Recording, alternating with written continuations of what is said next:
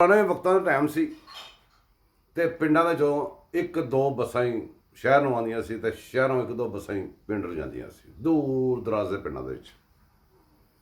ਬੰਦਾ ਕੋਈ ਪਿੰਡੋਂ ਸ਼ਿਫਟ ਹੋ ਗਿਆ ਲਾਹੌਰ ਜਾਂ ਕਿਸੇ ਵੱਡੇ ਸ਼ਹਿਰ ਦੇ ਵਿੱਚ, ਲਾਹੌਰ ਅਕਸਰ ਮੂੰਹ ਤੇ ਜਿਹੜੇ ਐਸੇ ਲਾਹੌਰ ਕਹਿੰਦਾ, ਪਰ ਕਿਸੇ ਵੱਡੇ ਸ਼ਹਿਰ ਦੇ ਸ਼ਿਫਟ ਹੋ ਗਿਆ। ਉੱਥੇ ਉਹਨੇ ਕੰਮ ਸ਼ਮ ਕੀਤਾ, ਮਿਹਨਤ ਕੀਤੀ, ਕੋਈ ਪੈਸੇ ਪੂਸੇ ਕਮਾਏ, ਉੱਥੋਂ ਦੀ ਕੋਈ ਕੁੜੀ ਫਸਾਈ, ਸ਼ਾਦੀ ਕੀਤੀ, ਸ਼ਹਿਰ ਦੀ ਕੁੜੀ ਨਾਲ ਸ਼ਾਦੀ ਕਰਕੇ ਭਲਵਾਨ ਨੇ ਉਹਨੂੰ ਬੜੀ ਮਿੰਨਤਾਂ ਮੁੰਨਤਾਂ ਕਰਕੇ ਤੇ ਪਿੰਡ ਲੈ ਗਏ।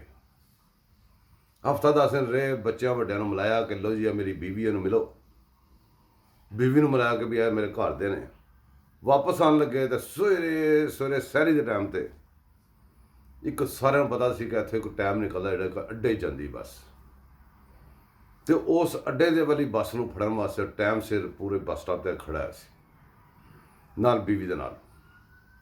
ਤੇ ਜ਼ਰਾ ਵੈਲ ਐਜੂਕੇਟਡ ਬੰਦਾ ਸੀ, ਪੜ੍ਹ ਲਿਖ ਗਿਆ, ਤੇ ਬੀਵੀ ਨੂੰ ਜ਼ਰਾ ਵਾਈਫ ਕਹਿਣ ਲੱਗ ਪਿਆ ਤੇ ਚੀਜ਼ਾਂ ਦੇ ਨਾਮ ਸ਼ਾਮ ਜ਼ਰਾ ਬਦਲ ਦਿੱਤੇ ਉਹਨੇ ਆਪਣੇ ਮੈਂਟਲੀ ਤੌਰ 'ਤੇ। ਹੋਇਆ ਕਿ ਬੱਸ, ਉਹ ਜਿਹੜਾ ਬੱਸ ਦਾ ਟਾਈਮ ਸੀ ਸੁਬਾਹ ਜਿਹੜਾ ਆਉਂਦਾ ਸੀ ਨਾ ਸ਼ਹਿਰੀ ਦੇ ਟਾਈਮ 'ਤੇ, ਉਸ ਟਾਈਮ 'ਤੇ ਜ਼ਿਆਦਾਤਰ ਸਬਜ਼ੀ ਫਰੂਟ ਵਗੈਰਾ ਉਹ ਟੋਕਰੇ ਉੱਤੇ ਰੱਖ ਕੇ ਨਾ ਛੱਤ 'ਤੇ ਉਹ ਬੰਦੇ ਆਉਂਦੇ ਸੀ, ਮੰਡੀ ਜਾਂਦੇ ਸੀ ਤੇ ਮੰਡੀ ਤੋਂ ਦੂਸਰੀ ਬੱਸ ਲੈ ਕੇ ਤੇ ਟਾਈਮ ਸਿਰ ਪਹੁੰਚ ਜਾਂਦੇ ਸੀ ਵੇਚਣ ਵਾਸਤੇ। ਕੋਈ ਫਲ ਫਰੂਟ, ਕੋਈ ਡਰਾਈ ਫਰੂਟ, ਇੱਧਰ ਦਾ ਸਮਾਨ ਜਿਹੜਾ ਦੁਕਾਨਾਂ ਦਾ ਸਮਾਨ ਹੁੰਦਾ। ਉਸ ਬੱਸ ਦੀ ਛੱਤ 'ਤੇ ਟੋਕਰੇ ਪਏ ਹੁੰਦੇ ਸੀ ਤੇ ਵਿੱਚ ਬੰਦੇ ਵੜ ਕੇ ਬਹਿੰਦੇ ਸੀਟ 'ਤੇ ਸੋ ਜਾਂਦੇ ਸੀ।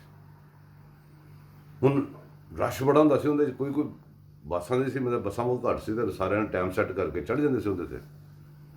ਬੱਸ ਆ ਕੇ ਰੁਕੀ ਹੈ, ਬੰਦਾ ਅੱਗੇ ਹੋਇਆ, ਕੰਡਕਟਰ ਨਾਲ ਕਹਿੰਦਾ ਬਾਊ ਜੀ ਵਿੱਚ ਹੋਵੋ, ਤੇ ਵਿੱਚ ਰਸ਼ ਬੜਾ ਸੀ। ਉਹਨੂੰ ਕਹਿੰਦਾ ਮੇਰੇ ਨਾਲ ਮੇਰੀ ਵਾਈਫ ਹੈਗੀ। ਉਹ ਬੜਾ ਪਰੇਸ਼ਾਨ ਸਾਰੇ ਕਿ ਵੀ ਇਹ ਕੀ ਚੱਕਰ ਹੈ, ਇਹ ਕੀ ਕਿਹੜੀ ਸ਼ੈ ਹੈਗੀ। ਕੰਡਕਟਰ ਬੜਾ ਤੇਜ਼ ਹੁੰਦਾ ਹੈ। ਉਹ ਕਹਿੰਦਾ ਬਾਊ ਜੀ ਜਲਦੀ ਨਾਲ ਵਿੱਚ ਹੋਵੋ, ਦੇਰ ਬੜੀ ਵੀ ਹੁੰਦੀ, ਲੇਟ ਹੋਏ ਆ। ਕਹਿੰਦਾ ਮੈਂ ਫਿਰ ਤੈਨੂੰ ਕਹਿੰਦਾ ਮੇਰੇ ਨਾਲ ਮੇਰੀ ਵਾਈਫ ਹੈਗੀ ਹੈ। ਕਹਿੰਦਾ ਤੁਸੀਂ ਵਿੱਚ ਹੋਵੋ ਨਾ, ਤੇ ਵਾਈਫ ਨੂੰ ਮੈਂ ਉੱਤੇ ਰੱਖ ਦੇਣਾ ਅਗਰ ਟੁੱਟ ਭੱਜਣ ਲਈ ਕੋਈ ਚੀਜ਼ ਹੈਗੀ ਤੇ ਉਹ ਕਹਿੰਦਾ ਵਾਈਫ ਨੂੰ ਉੱਤੇ ਰੱਖ ਦੇਣਾ। ਉਹ ਤੇ ਬੜਾ ਪਰੇਸ਼ਾਨ ਹੋਇਆ, ਉਹ ਲੜਨ ਲੱਗ ਪਿਆ ਉਹਦੇ ਨਾਲ। ਉਹ ਲੜਿਆ ਤੇ ਬੱਸ 'ਚ ਬਾਬਾ ਸੀ ਬੈਠਾ ਨਾ ਪਿੱਛੇ ਸੁੱਤਾ ਦਾ ਪਿਆ ਸੀ, ਉਹਨੇ ਵੇਖਿਆ ਲੜਾਈ ਵੀ ਹੁੰਦੀ, ਝਗੜਾ ਕਾਹਦਾ ਪੈ ਗਿਆ। ਉਹ ਉੱਠਿਆ, ਕਹਿੰਦਾ ਬਾਲੋ ਉਹ ਨਾ ਲੜੋ, ਆ ਬੌਰਾਂ ਨੂੰ ਦੇਣਾ ਕੋਈ ਸੀਟ, ਤੇ ਵਾਈਫ ਕੋ ਟੁੱਟਣ ਭੱਜਣ ਵਾਲੀ ਚੀਜ਼ ਹੈ ਤੇ ਮੇਰੇ ਪਟਾਂ 'ਤੇ ਰੱਖ ਦੇ। Thank you.